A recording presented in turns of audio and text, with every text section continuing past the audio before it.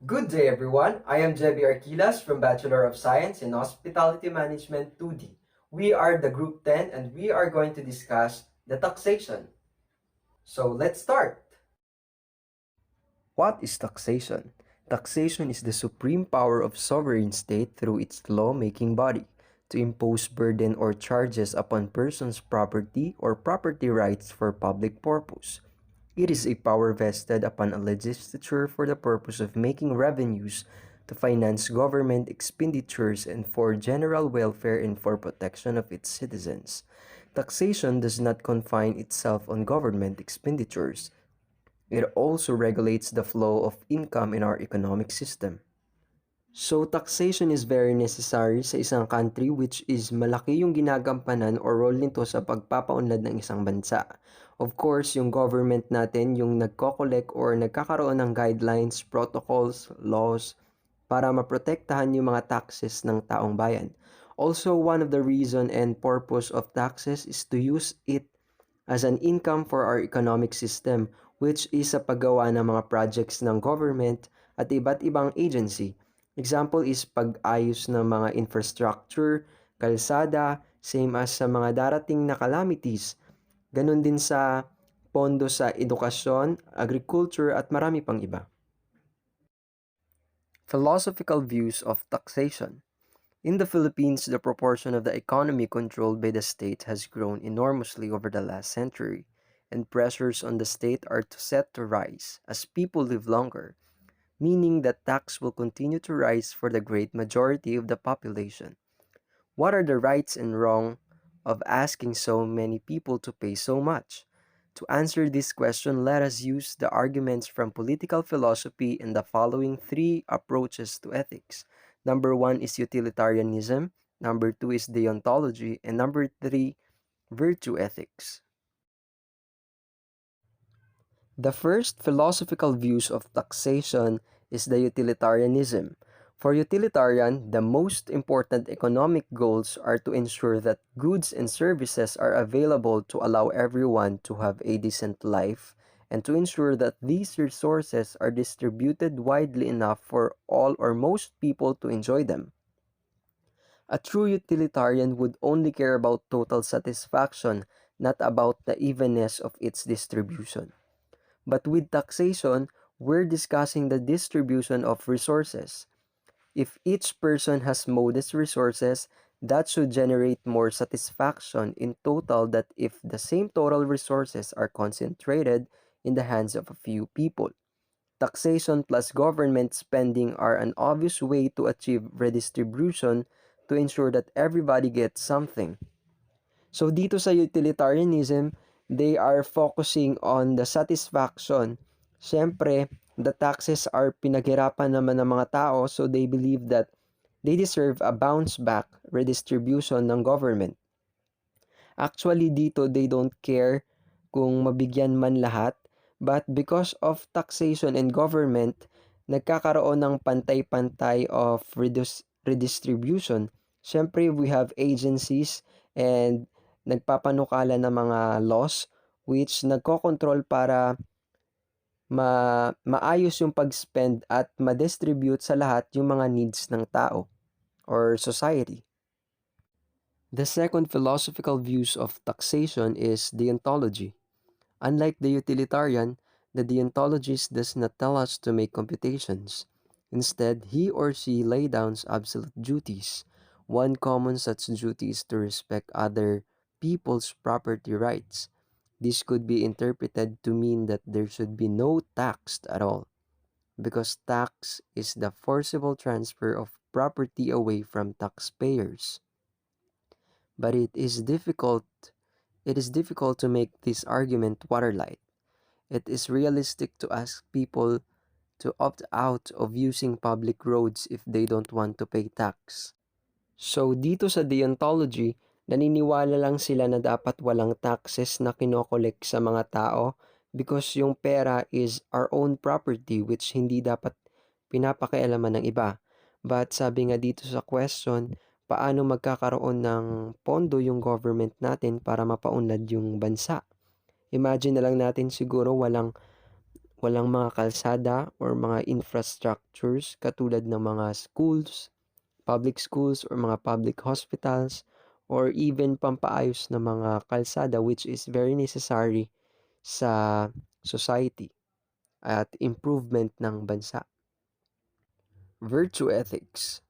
Virtue ethics can be a bit more helpful in the question of the justice of taxation. Several virtues seem more likely to be exercised if tax rates are moderate than if they are very high. One should use one's talents to the full. Financial incentives can encourage people to use their talents, but very high taxation dampens down those incentives by reducing take home pay. A third virtue is independence. It is good to earn what one needs rather than to depend on subsidies from others. Lower rates of taxation make independence more easily achievable. So sa madaling salita, mas may exercise or magagawa yung taxation if mayroong independence. So ano nga ba yun?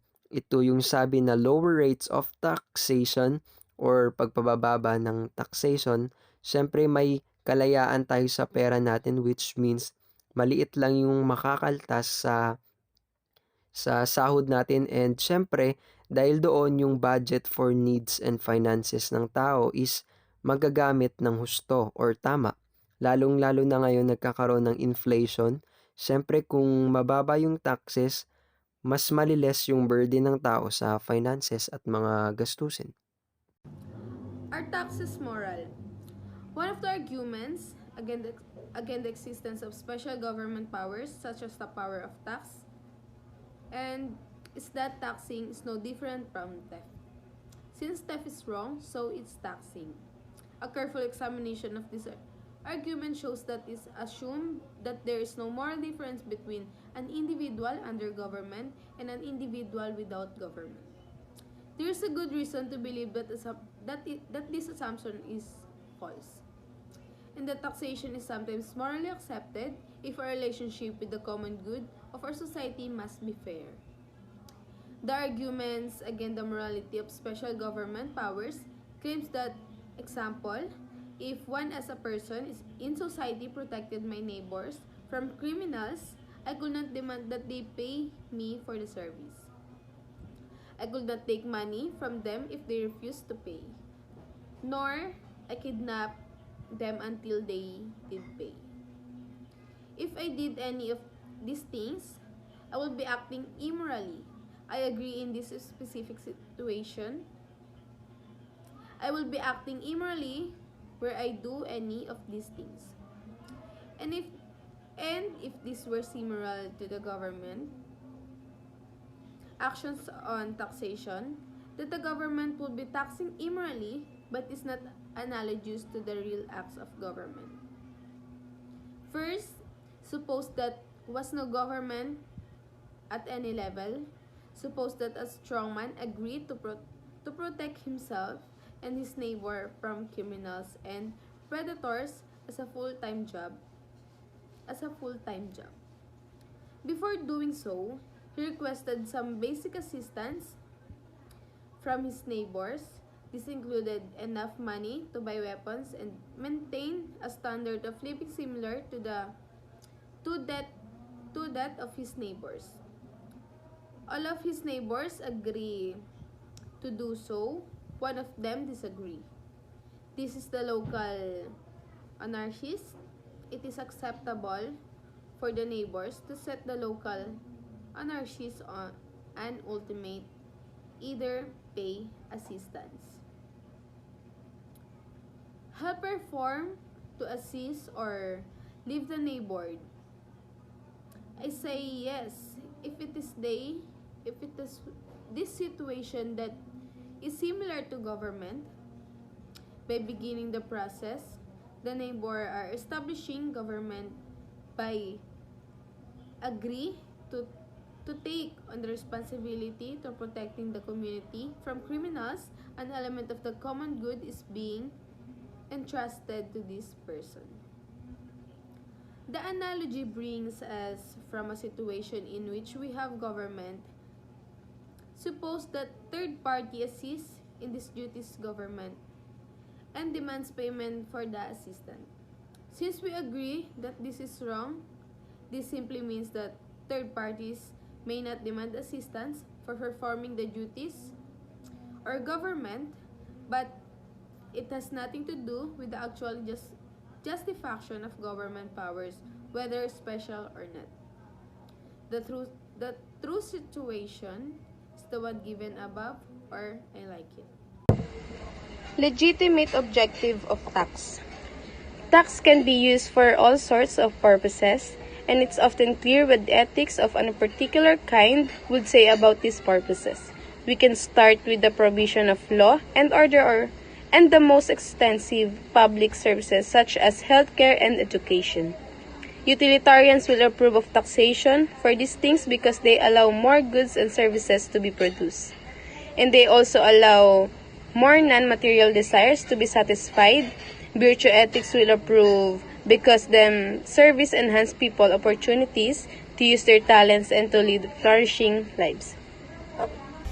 Hi guys, I'm Rino Calagos, and for today, I discuss about the tax evasion. Tax evasion involves knowingly misreporting the facts. For example, declaring an income of 1 million when the true figure is 5 million, or clearing that an asset is owned by one company in a group when it's really owned another, so paying less tax. Sabi po dito, ang tax evasion ay pag-aalam ng or pagmi-misreporting at nagdideklara na kung 1 million yung true figure, tapos yung totoong ano niya ito ay 5 million, na nagtatanggal ng asset sa pagmamayari ng isang company na or group ng figure at nagmamayari sa paying less tax.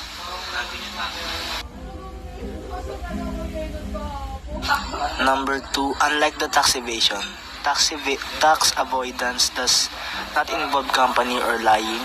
Instead, it involves structuring business transaction to ensure that less tax is payable than one might otherwise aspect ay the most ethically challenging. Sabi po dito, ang pag-iwas sa buwis ay nagsasangkot ng sadyang maling pag-uulat ng mga katotohanan. Para sa halimbawa, ang pag-iwas sa buwis ay hindi kasi nasasangkotan ng kumpanya o pagsisinungaling, sa halip ito ay nagsasangkot ng pagbubuo ng transaksyon sa negosyo upang matiyak na mas kaunting buwis ang babayaran kaysa sa inaasahan ng isa.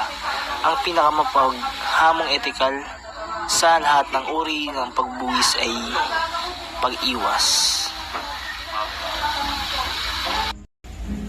The word tax comes from the Latin word taxare, but the Romans were not the first civilization to empower taxes on their citizens. We know the ancient Greeks and Egyptians levied taxes on their own people and foreigners, as did the Hebrew.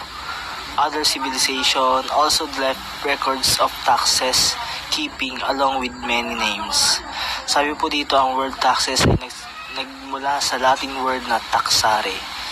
Pero yung Roman na nagpasimula ng civilization na to ay nagpatatag ng taxes ay isang citizen no the ancient Greeks and Egyptians lamang. The benefits of paying taxes is to ensure that everyone in a community enjoys the services provided by government. Whether the taxes pay for defense and structure, education, or public safety, the intention is that they create a safe and stable environment in which people can live. Sabi po dito, ang benefits ng pay taxes ay nag-i-ensure na ang lahat ng community ay nag-i-enjoy sa services provided ng government. Isa na dito ang structure, education, or public safety na intensyon na nag-create ng safe and stable environment na ang mga tao ay nakikinabang at umaalis. Yun lamang po. These are the basic principles of a sound tax system. So we have fiscal adequacy, equality or theoretical justice, and administrative feasibility. So, fiscal adequacy, this means that the source of revenue should be sufficient to address the demands of the public expect expenditures. Next is equality or theoretical justice. This means that the tax burden should be proportionate to the taxpayer ability to pay. Next is administrative feasibility. This means that the tax should be capable or convenience, just and effective administration. So that's the basic principles of a sound tax system. So let's proceed to the essential characteristics of taxations. We have it is an enforced contribution. It means all citizens are required to pay their taxes. Failure to do so is subjected to penalty provided by law. Next is it is generally payable in money. It means payments of checks, promissory notes, or in kind are not accepted. The taxpayer must pay their taxes in terms of prevailing currency. Next is it is proportionate in character. Collection of taxes is based upon the incomer and the property of the taxpayer. The higher the income, the higher the tax, and the lesser the income, the lesser the tax. Next is it is levied on persons, property, or property rights. It means a person who receives an income based on skills and practice of profession are required to pay their taxes. He is also taxed based in acquired properties deemed as taxable. So next is it is levied by the state which has jurisdiction over the person or property. It means in real property taxation, the rule is the place or state where the property is subject to tax is located has authority and jurisdiction to impose tax. In movable property, the rules is mobilia sequuntur personal, a Latin phrase which means movable follow the law of person. Next is it is levied by the legislative branch of the state. It means there must be a law enacted by Congress before assessment and collection may be implemented. The power of taxation may be delegated by Congress to local government units subject to conditions and terms prescribed by law. Next is it is levied for public purposes. It means it is intended to raise revenue for public purposes.